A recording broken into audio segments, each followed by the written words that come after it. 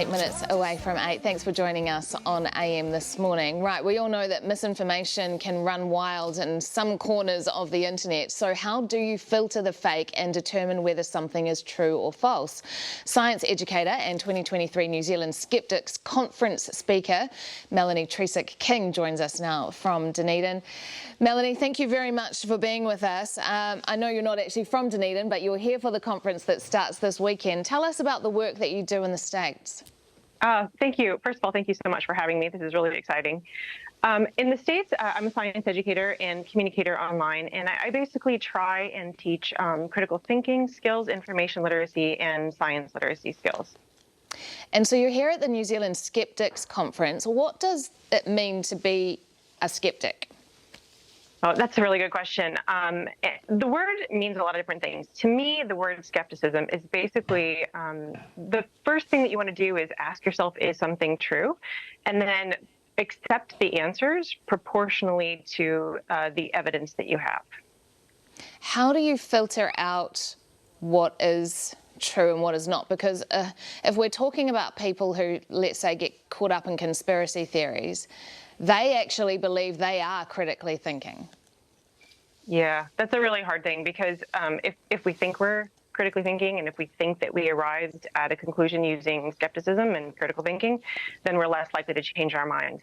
The most important thing when you're online is skepticism. If you don't ask yourself, is this true? Then you won't check. And the problem is, the hardest times to be skeptical is when something confirms what we already think is true. Like if you're scrolling through your feed and you see something that basically fits with how you think the world works, then you're not going to ask yourself if it's true and check. So confirmation bias and appeals to our emotions. Like if something triggers our emotions, anger, fear, even the reason we fall for satire is because it confirms what we already think is true and it makes us laugh. So we need to be aware of our own biases and thinking errors that lead us to fall for misinformation. What makes people more susceptible to misinformation? Yeah, it depends on the type of misinformation and the demographic. We all have the areas that we're susceptible.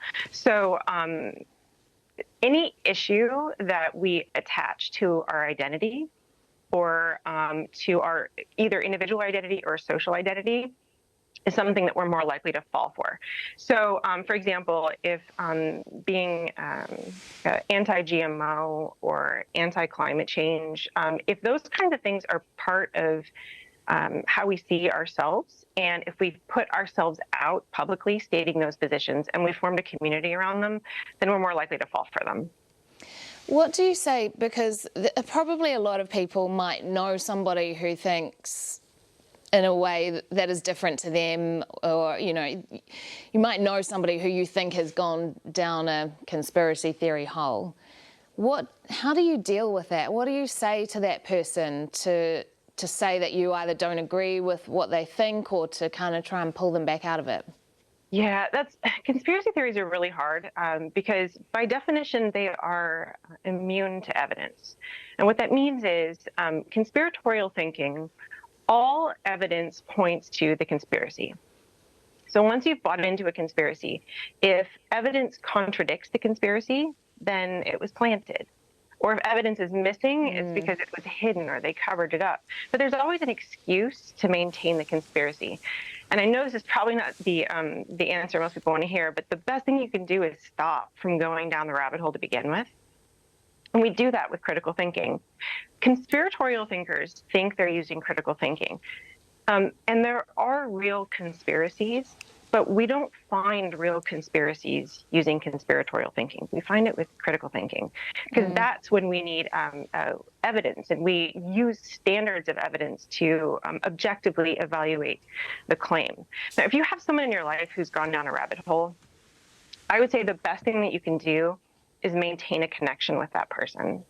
Their identity has become the conspiracy, and they've probably been mocked for it, and they formed a community around it, and they risk too much to give up the conspiracy if they have nowhere else to go.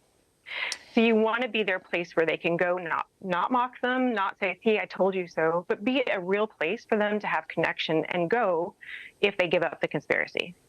That's good advice. 2023 New Zealand Skeptics Conference speaker, Melanie Trecek-King. Appreciate your time, Melanie.